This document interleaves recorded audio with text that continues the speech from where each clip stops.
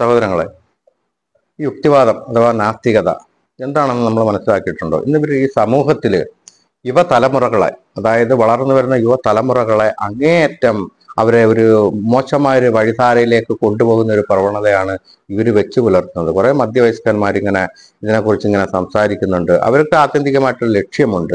ഇവരൊരു പ്രോസി ഗ്രൂപ്പാണ്. അത് ഏതിന്റെ ആണെന്നുള്ളത് ഞാൻ സംസാരത്തിൽ നിങ്ങൾക്ക് മനസ്സിലാവും. ഇവര് ഇറങ്ങിക്കൊണ്ട് സമൂഹത്തിലുള്ള ഈ യുവാക്കളെ വഴിതെറ്റിക്കലാണ് ഇവർ നടത്തിക്കൊണ്ടിരിക്കുന്നത്.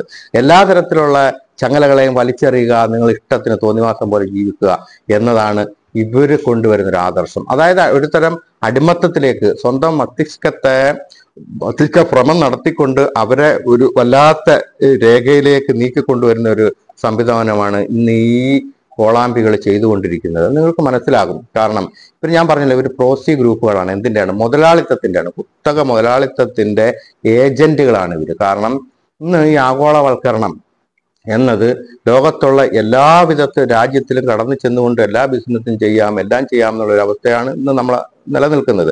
അപ്പം ഇന്ന് ഈ ലോകത്തിന്റെ സമ്പദ് വ്യവസ്ഥയാവട്ടെ, രാഷ്ട്രീയ വ്യവസ്ഥയാവട്ടെ, അല്ലെങ്കിൽ വലിയ പ്രസ്ഥാന വ്യവസ്ഥയാവട്ടെ, എല്ലാം നിലനിൽക്കുന്നത് മുതലാളിത്തത്തിന്റെ ചരടുവലിയിലൂടെയാണ്. ഈ മുതലാളിത്തത്തിന് ഇതിനെല്ലാം സാമ്പത്തികം കണക്ക് കഴിഞ്ഞ് സമ്പത്ത് ആവശ്യമാണ്. ആ സമ്പത്ത് അങ്ങനെ ഒറ്റയടിക്ക് ബിസിനസ്സിലൂടെ നേടിയെടുക്കാൻ പറ്റൂല. അതിന് ഏറ്റവും വലിയ മാർഗം എന്ന് പറയുന്നത് അവർ സ്വീകരിച്ചിരിക്കുന്നത് 3 കാര്യങ്ങളാണ്. അത് 1 പലിശയാണ്, 2 മദ്യമാണ്, അതുമായിട്ട് ബന്ധപ്പെട്ടതാണ്, 3 സ്ത്രീയുടെ സൗന്ദര്യത്തെ എങ്ങനെ വിറ്റ് കാശാക്കാം എന്നുള്ളതാണ് അവർ സെർച്ച് ചെയ്തുകൊണ്ടിരിക്കുന്നത്. അപ്പൊ ഈ 3 രീതിയിലാണ് ഇവർ സമ്പത്തിന്റെ സ്രോതസ്സിനെ കണ്ടെത്തിയിരിക്കുന്നത്, ഉണ്ടാക്കിക്കൊണ്ടിരിക്കുന്നത്. അതിന് ഏറ്റവും കൂടുതൽ ആവശ്യം എന്ന് വെച്ചാൽ ഈ 3 കാര്യങ്ങളെ ആരാണോ ശക്തമായിട്ട് എതിർക്കുന്നത് അതിന്റെ മുനയൊടിക്കുക, അതിനെ നിർമ്മാർജ്ജനം ചെയ്യാൻ കച്ചകെട്ടി ഇറങ്ങിയവരാണ് ഈ കോളാമ്പികളെന്നും അഥവാ യുക്തിവാദികളെന്നും ഈ നാസ്തികത എന്നൊക്കെ പറഞ്ഞ ഒരു പ്രവണത. അതിനെ മുനയൊടിക്കുക. അല്ലാതെ ഇവരെ കൊണ്ട് എന്താ നേട്ടം? സമൂഹത്തിന് ആവശ്യമായ എന്തെങ്കിലും ഒരു നന്മകൾ ഇവർ പറയത്തില്ല. അവരുടെ ടാർഗറ്റ് ഇതാണ്.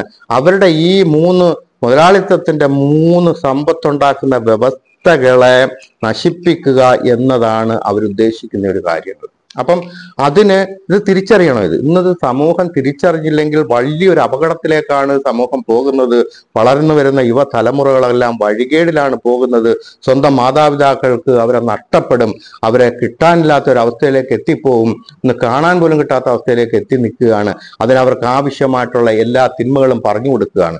എല്ലാ ചങ്ങലകളും അവരെ കാലിൽ നിന്ന് അഴിച്ചു കളഞ്ഞുകൊണ്ട് നിങ്ങൾ എങ്ങനെയും തോന്നിവാസമായിട്ട് ജീവിച്ചോ എന്നുള്ളത് ഇവർ സപ്പോർട്ട് ചെയ്ത് കൊടുക്കുകയാണ്. ഞാൻ പറഞ്ഞല്ലോ, പലിശയുടെ കാര്യം പറഞ്ഞു. എന്നിട്ട് ഇവര് പുതിയ നാമങ്ങളിലൊക്കെയാണ് ഇറങ്ങുന്നത്. എക്സ് മുസ്ലിമാണ്, വൈ മുസ്ലിമാണെന്നൊക്കെ പറഞ്ഞ് ഇറങ്ങുന്നുണ്ട്. അത് വേറൊരു വിഷയമായിട്ട് സംസാരിക്കാം. അപ്പം ഇന്ന് ഏറ്റവും കൂടുതൽ ഈ സമൂഹത്തിൽ സമ്പത്തിന്റെ ഘടകം ഏറ്റവും കൂടുതൽ ഉയർന്നു നിൽക്കുന്നത് പലിശയാണ്. അപ്പൊ നിങ്ങൾ നോക്ക, ഈ ചെറിയ പെട്ടിക്കട തൊട്ട് മീൻ മാർക്കറ്റ് തൊട്ട് ഇങ്ങേയറ്റം RBI അതുപോലെ ലോക ബാങ്ക് വരെ ഒരു ചങ്ങലയായിട്ട് ഇതിങ്ങനെ പോയിക്കൊണ്ടിരിക്കുകയാണ്. എന്താണ് ഇപ്പൊ ഇങ്ങേയറ്റം ചെറിയ ഈ പെട്ടിക്കടയും മീൻ കച്ചവടം ചെയ്യുന്നവനും പോയി 2000-3000 ഒക്കെ കൊടുക്കാൻ രാവിലെ പണവുമായിട്ട് ആളുകൾ ചന്തയിൽ നിൽക്കുകയാണ്. അവർക്ക് രാവിലെ കൊടുക്കുന്നു, വൈകുന്നേരമാകുമ്പോൾ അവരെന്ത് ചെയ്യുന്നു? അതിൽ നിന്ന് എന്തെങ്കിലുമൊക്കെ നക്കാപ്പിച്ച വിട്ടിയ ലാഭം എടുത്തിട്ട് ബാക്കി നല്ലൊരു പങ്കും ഈ പലിശക്കാരന് കൊടുക്കുകയാണ്. അവന്റെ വിശപ്പടക്കാൻ തുച്ഛമായ കാശാ കിട്ടുന്നത്. കാരണം 1000 എടുത്താൽ ചിലപ്പോൾ 1200-100 ഒക്കെ കൊടുക്കേണ്ടി വരും തിരിച്ച്. അങ്ങനെ കൊടുക്കുന്നു. ഇത് കുറച്ച് മേളിലോട്ടൊന്ന് പരിശോധിച്ചു കഴിഞ്ഞാലോ, ബാങ്കുകളിൽ നിന്ന് കാർഷിക വായ്പ, വിദ്യാഭ്യാസ വായ്പ, ഭവന ലോൺ നിവൃത്തിയില്ലാത്തവൻ എന്ത് ചെയ്യും? അവൻ പോയി എടുത്തിട്ട് കർഷകൻ അത് ചെയ്ത് പല പ്രശ്നങ്ങളാൽ അവൻ അത് ചെയ്ത് ചിലപ്പോൾ അതിൽ നിന്ന് തന്നെയാണ് അവന്റെ കുടുംബകാര്യങ്ങൾ മൊത്തം നടക്കേണ്ടത്. ചിലപ്പോൾ മുതലും പോയി പലിശയും കൊടുക്കാൻ പറ്റാത്ത അവസ്ഥയിലേക്ക് ഇതങ്ങ് എത്തിപ്പെട്ട് പിന്നെ അവന്റെ മുമ്പിലുള്ള മാർഗം പോയി ആത്മഹത്യ ചെയ്യലാണ്. അല്ല, വേറെ വഴിയില്ല. അതുപോലെ തന്നെ ഭവന വായ്പ എടുക്കുന്നവരും എന്താ ചെയ്യുന്നത്? അവരിതാണ് വീടൊക്കെ വെച്ച് കുറെ നാൾ സന്തോഷത്തോടൊക്കെ ജീവിക്കും. അത് കഴിഞ്ഞാൽ മനസ്സിലായത് 10 ലക്ഷം എടുത്തെങ്കിൽ 20 ലക്ഷമായി കിടപ്പുണ്ടെന്ന്. അവസാനം ജപ്തിയായി, നോട്ടീസായി, ഗുണ്ടായുസമായി അവർക്ക് നിക്കക്കള്ളിയില്ല വരുമ്പം അവരും പോയി ആത്മഹത്യ ചെയ്യുന്ന ഒരു അവസ്ഥയിലേക്കാണ് പോകുന്നത്. ഇനി വിദ്യാഭ്യാസ വായ്പാണ് അതിനേക്കാൾ ഈ പറഞ്ഞ രീതിയിലാണ്. അടയ്ക്കാൻ പറ്റാതാവുമ്പം മനുഷ്യർ കിടന്ന് ബുദ്ധിമുട്ടി. എങ്ങനെ മനുഷ്യർ ബുദ്ധിമുട്ടിയോ മരിക്കുകയോ ചാകുകയോ എന്തോ ചെയ്തോ, എന്നാലും ഞങ്ങളെ കീശ വീർപ്പിക്കണം. സാധാരണക്കാരന്റെ പാവങ്ങളുടെ ആശയം കീശയൊക്കെ കൊള്ളയടിച്ചുകൊണ്ട് വളരുന്ന ഒരു സമ്പ്രദായമാണ് പലിശ. ഇനി അടുത്തത് മദ്യം. ഇന്ന് മദ്യത്തെ രുചിക്കാത്ത ഒരു മനുഷ്യൻ പോലും ഇല്ലാന്ന് അവസാന ഘട്ടത്തിൽ ഉണ്ടാവില്ല എന്ന് പ്രവാചകൻ പ്രവചിച്ചിട്ടുണ്ട്. അപ്പം ഇന്ന് ആ ഒരു മദ്യവും അതുമായിട്ട് ബന്ധപ്പെട്ട മയക്കുമരുന്നൊക്കെ നിസ്സാരവൽക്കരിച്ചുകൊണ്ടാണ് ഇവര് ഈ പ്രോസി ഗ്രൂപ്പുകൾ അവതരിപ്പിക്കുന്നത്. അതിനൊക്കെ ഒരു നിസ്സാരമാണ്.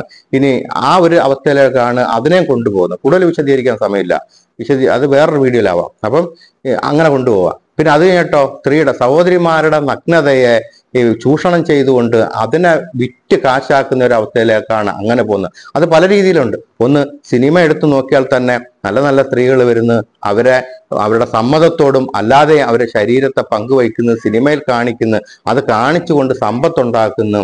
അതുപോലെ തന്നെ അവര് ഏത് ഡ്രസ്സ് ഇടണം എന്ന് പോലും തീരുമാനിക്കുന്നത് ഇന്ന് കുത്തക മുതലാളിത്തമാണ്. അതിന് സംശയമുണ്ടോ? പറഞ്ഞുതരാം.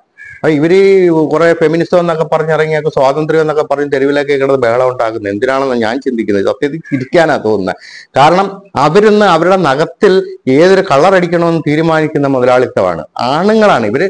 ആൺമേധാവിത്വം പാടില്ല, ഞങ്ങൾക്ക് സമത്വം വേണമെന്ന് പറഞ്ഞാൽ വാദിക്കുന്നെങ്കിൽ സഹോദരിമാരെ, നിങ്ങളെ കൊള്ളയടിക്കുന്നത് നിങ്ങളെ സമ്മതത്തോടു കൂടി നിങ്ങൾ ഇഷ്ടപ്പെട്ട് ചെന്ന് കയറി കൊടുക്കുന്നത് ഇതിനകത്താണ്. കാരണം ഇന്ന് നിങ്ങളെ വിരലിലൊരു കളർ അടിക്കണമെങ്കിൽ അത് കുത്തക മുതലാളിത്തം ഇറക്കുന്നതാണ്. അതുപോലെ തന്നെ നിങ്ങളെ ഈ നഗ്നതകളെ പ്രദർശിപ്പിച്ചുകൊണ്ട് പരസ്യത്തിലാവട്ടെ, ഇങ്ങോട്ടൊരു മുട്ടസൂചി മുതൽ ഫ്ലൈറ്റിന്റെ പരസ്യത്തിന് പോലും സ്ത്രീയുടെ നഗ്നതയാണ് കാണിക്കുന്നത്. നിങ്ങൾക്ക് എന്തെങ്കിലും നക്കാപ്പിച്ചയൊക്കെ കിട്ടുന്നുണ്ട് അതിന് സംശയമില്ല.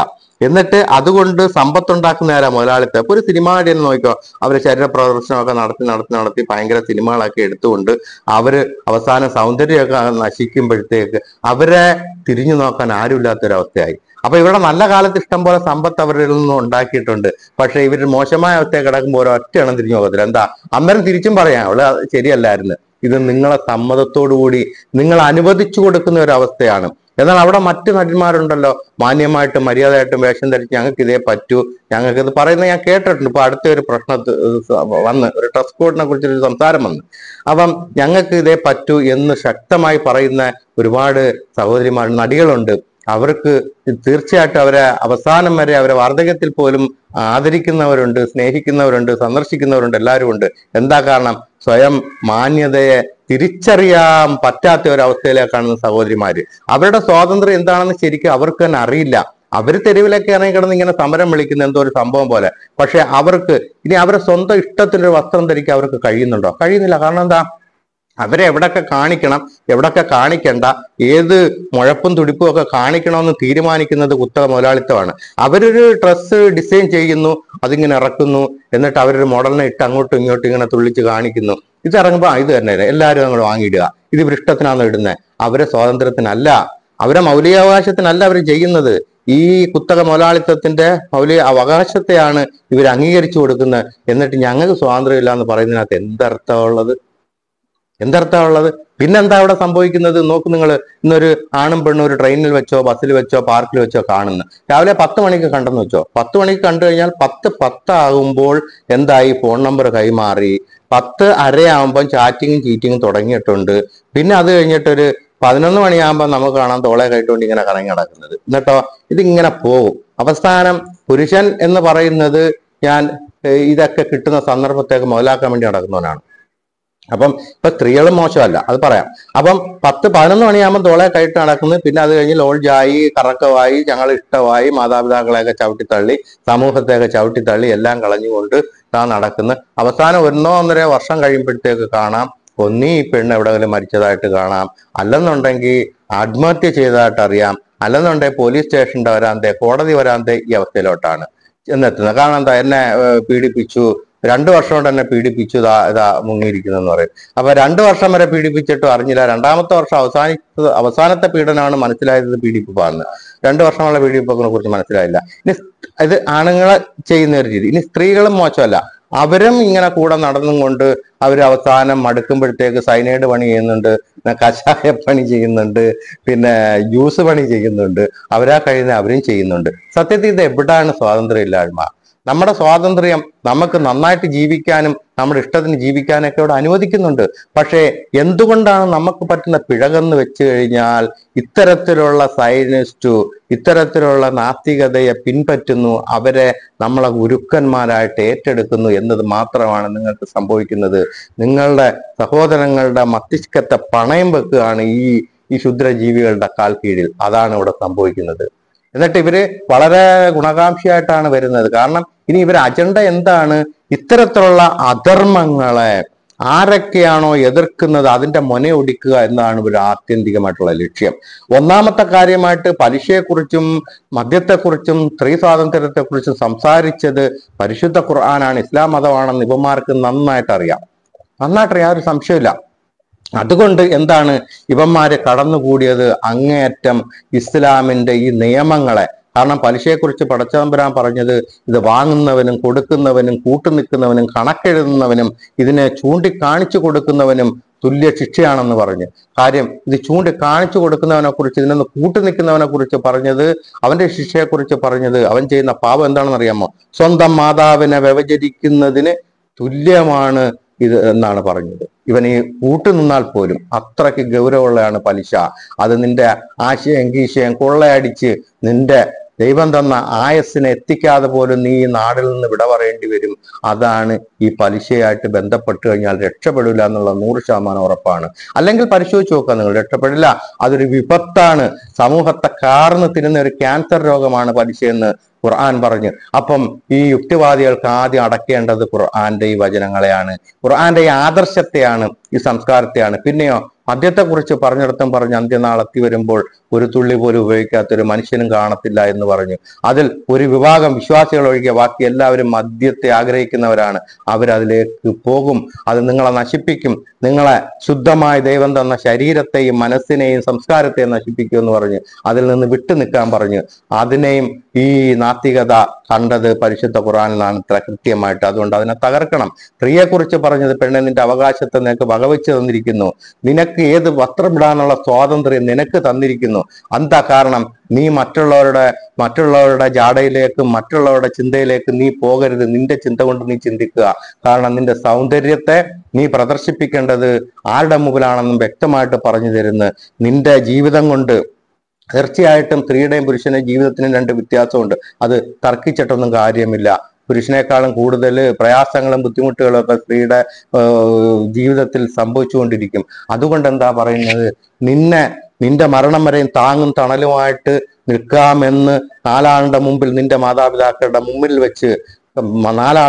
വെച്ച് ഒരു കരാറിൽ ഏർപ്പെട്ടുകൊണ്ട് നിന്നെ കൈപിടിച്ച് പരസ്യമായിട്ട് ഇറങ്ങിപ്പോകുന്ന ഒരു പുരുഷന്റെ മുന്നിലെ നിന്റെ സൗന്ദര്യം നീ കാഴ്ചവെക്കാവൂ. അതുകൊണ്ട് പിന്നിൽ ഉണ്ടാകുന്ന ഏതൊരു പ്രയാസത്തെ സന്തോഷത്തെ നിനക്ക് നേരിടാൻ നിനക്ക് ബുദ്ധിമുട്ടില്ല, നിന്റെ കൂടെ ആളുണ്ടെന്ന് പറഞ്ഞു. എന്നാലും അങ്ങനാണോ സംഭവിക്കുന്നത് നിങ്ങൾ ചിന്തിക്കുക. എന്നിട്ട് പറഞ്ഞ് നിന്റെ സൗന്ദര്യത്തെ നീ മറക്കേണ്ടത് എങ്ങനെയാണെന്ന് ചോദിച്ചാൽ ഏത് വസ്ത്രമാവട്ടെ നിന്റെ ശരീരം പുറത്ത് കാണാത്ത രീതിയിൽ നീ അതിനെ മറക്കണമെന്ന് പറഞ്ഞു. എന്നിട്ട് ശരീരം പുറത്ത് കാണരുത്. ഇനി കണ്ടു കഴിഞ്ഞാലുള്ള പ്രശ്നം എന്താണെന്ന് വെച്ചാൽ ചെറിയ ഉദാഹരണം ഞാൻ പറഞ്ഞുതരാം. ഇത് മതപരമായിട്ടുള്ള പ്രസംഗത്തിലോട്ടൊന്നും പോകണ്ട, ഞാൻ പറഞ്ഞുതരാം. ഇന്ന് നമ്മളെ ബസ്സിലും ട്രെയിനിലും അല്ലെങ്കിൽ തിരക്കുള്ളടത്തൊക്കെ കയറുമ്പോൾ ഈ മുട്ടുരോഗികളുണ്ട് കുറെ. ഈ മുട്ടുരോഗികളെ അപ്പൊ അവരെ പണി എന്തായിരിക്കും എന്നറിയാം. ഇപ്പൊ ഒരു കന്യാസ്ത്രീ അവരെ നല്ല വസ്ത്രത്തിലൊക്കെ നിൽക്കുക, അതുപോലെ മുസ്ലിം പെണ്ണ് പർദ്ദയൊക്കെ ആയിട്ട് നിൽക്കുക. ഇവരെ പുറകിലൊക്കെ കൂടാനൊരു ബുദ്ധിമുട്ടായിരിക്കും. ഇത് നമ്മളെ പരിപാടിക്ക് പറ്റില്ല, ശരിയാവത്തില്ല എന്നവർക്ക് തോന്നാം. എന്നിട്ട് അവർ നിൽക്കുന്ന എങ്ങനെയായിരിക്കും? മുഴപ്പും തുടിപ്പും കാണിച്ച് അർദ്ധനഗ്ന വസ്ത്രമൊക്കെ ധരിച്ച് നിൽക്കുന്ന സ്ത്രീയുടെ പിന്നിൽ തന്നെ ഇവരെ കൂടത്തോളൂ, അല്ലെ? സംശയമില്ല. അതാണ് പറഞ്ഞത്. നിന്റെ വസ്ത്രം എന്ന് പറയുന്നത് നിനക്ക് തിരിച്ചറിവിനാണ്, നിന്നെ തിരിച്ചറിയാനാണ്, നിന്റെ സംരക്ഷണത്തിനാണ്, സുരക്ഷിതത്വത്തിനാണ്. എന്താണ് തിരിച്ചറിവ്? എന്റെ ഈ പണിക്ക് പറ്റിയവരല്ല അവര് എന്നുള്ള ഒരു തോന്നല്. ഒരിക്കലും ഒരു കന്യാസ്ത്രീയുടെ പിറങ്ങിൽ പോയെന്ന് ഒരുത്തനും ഒരു വിലക്ക് നിൽക്കില്ല. ഒരു ഫുൾ പർദ്ദയിട്ട് കിടക്കുന്ന മുസ്ലിം സ്ത്രീകളെ പോയി നിൽക്കില്ല. കാരണം എന്താ? തിരിച്ചറിവ്, എനിക്കത് പറ്റിയ ആളല്ല എന്നുള്ള ഒരു തിരിച്ചറിവ്. സെക്കൻഡ് എന്താണ്? സംരക്ഷണമാണ്. ഫുൾ വസ്ത്രം നിന്റെ ശരീരത്തിന് സംരക്ഷണമാണ്, സുരക്ഷിതത്വമാണ്. അതുപോലെ തന്നെ നീ അർദ്ധനഗ്നയായിട്ട് എവിടെങ്കിലും രാത്രി കാലങ്ങളിലൊക്കെ അവിടെ നടന്നു പോയി കഴിഞ്ഞാൽ ഒരു വിജനമായ പ്രദേശമൊക്കെ ആണെന്ന് വെച്ചോ, സപ്പോസ് അവിടെ വെച്ച് പോലും ഇത്തരത്തിലുള്ള ഈ നരമ്പ് രോഗികൾ നിന്നെ കണ്ടു കഴിഞ്ഞാൽ ആക്രമിക്കാൻ പരിശ്രമിക്കും. അതേസമയം വളരെ മാന്യമര്യാദയായിട്ട് പോയി കഴിഞ്ഞാൽ ഒന്നറയ്ക്കും എന്നുള്ള ഒരു തിരിച്ചറിവും ഉണ്ടാവണം. എന്നുള്ള സുരക്ഷിതത്വവും സംരക്ഷണവും ഒക്കെ അവിടെ നിനക്ക് പടച്ചതമ്പുരാൻ അനുവദിച്ചു തരുന്നു. അതുകൊണ്ട് സ്വീകരിക്കാം. അത് നമ്മളെ ശരീരത്തെ നമ്മൾ വിറ്റ് കാശാക്കാൻ വേണ്ടി ഇട്ടുകൊടുക്കാതിരിക്കുക, അതാണ് ചിന്തിക്കേണ്ടത്. അതിനകത്ത് ഈഗോടെ പ്രശ്നമല്ല, മറ്റുള്ള ഒരു സംസ്കാരത്തിന്റെ ഒരു മൂല്യം തന്നെയാണ് അവിടെ നിലനിർത്തുന്നത്. അതും മനസ്സിലാക്കുക. ഇനി ഇവര് എന്താണ് ചെയ്യേണ്ടത്? ഈ വിശ്വാസങ്ങളെ പൊടിക്കാൻ വേണ്ടി ഏറ്റവും കൂടുതൽ അവർ പരിശ്രമിക്കുന്നത് പരിശുദ്ധ ഖുർആന്റെ ഈ ശക്തമായിട്ടുള്ള അധർമ്മത്തിന്റെ എതിർപ്പിനെ അവർക്ക് മനുഷ്യന്റെ മുമ്പിൽ ഒന്നും അല്ലാതായി കാണിച്ചു കൊടുക്കണം. അതിനവര് പറഞ്ഞൊരു ഭാഷ എന്ന് വെച്ചാൽ, മതം എന്തിനാണ്? മനുഷ്യൻ നന്നായ പോരെ, എങ്ങനെ നന്നാവുന്ന എന്ന് പഠിപ്പിച്ചേ. മനുഷ്യൻ നന്നായാൽ മതി എന്നുള്ളൊരു വാക്കിൽ ഉറപ്പിക്കാതെ എങ്ങനെ നന്നാവുന്നെന്ന് പഠിപ്പിച്ചതാ. അപ്പൊ നന്മതിന്മകളെ കൃത്യമായിട്ട് അറിയാവുന്നത് ആർക്കാണ്? സൃഷ്ടാവിനാണ് അറിയാവുന്നത്. കാരണം എന്താ? ഏതൊരു പ്രൊഡക്ഷനെയും കുറിച്ച് അറിയാവുന്നത് അതിന്റെ പ്രൊഡ്യൂസർക്കാണ്. ഒരു പ്രൊഡ്യൂസർ ഒരു പ്രൊഡക്ഷൻ ഉണ്ടാക്കുമ്പോൾ അദ്ദേഹത്തിന് അറിയാം അതിനകത്ത് എന്തൊക്കെ മെറ്റീരിയലാണ് ചേർന്നത്, അതിന്റെ ഗുണനിലവാരം എന്താണ്, അതിന് എത്ര നാളോ അതിന് വാലിഡിറ്റി ഉണ്ട്, ഇതൊക്കെ ആ ഒരു പ്രൊഡ്യൂസർക്ക് അറിയാവും ആ പ്രൊഡക്ഷനെ കുറിച്ച്. എന്നതുപോലെ മനുഷ്യനെയും സത്യജലാദികളെയും മൃഗാദികളെയും എല്ലാത്തിനെയും ജന്തു ജീവജാലങ്ങളെയും എല്ലാം സൃഷ്ടിച്ച പടച്ചവൻ അറിയാം ഓരോന്നിന്റെയും ഗുണനിലവാരങ്ങള്, അവന്റെ മുമ്പോട്ടുള്ള ഗമനങ്ങൾ എങ്ങനെയാണെന്ന് കറക്റ്റായിട്ട് അറിയാം. അതുകൊണ്ടാണ് ഇത്ര കൃത്യമായിട്ട് നന്മതിന്മ പറഞ്ഞു തരുന്നത്. ഈ യുക്തിവാദികൾക്ക് എന്ത് നന്മ അറിയാവുന്ന? മതം എന്തിനാ? മനുഷ്യൻ നന്നായ പോരെ, എങ്ങനെ നന്നാവും? അതും കൂടെ ഒന്ന് വിവരിച്ചതാ. മനുഷ്യന്റെ കണ്ടുപിടുത്തത്തിന് തെറ്റ് പറ്റും. ഇന്നത്തെ ചിന്തയല്ല നാളെ. ഇന്ന് പറയുന്ന ശരി നാളെ തെറ്റായിട്ട് പറയും, നാളെ ചെയ്യുന്ന ഇന്ന് തെറ്റായിട്ട് പറയും. ഇപ്പൊ തന്നെ ഇവരുടെ ഒരു കോമാളി ഇതിനൊക്കെ ഇരുന്ന് പറയുന്നതൊക്കെ, ഒരു പെൺകുട്ടി ഒരു ഇന്റർവ്യൂ നടത്തിയപ്പം ചോദിച്ച് ഈ മനുഷ്യരെങ്ങനെ ഉണ്ടായെന്ന് ഈ കോമാളി ചോദിച്ചാൽ പറയാ, അത് പല ജന്തു ജീവജാലങ്ങളിൽ നിന്നും ഉണ്ടായി.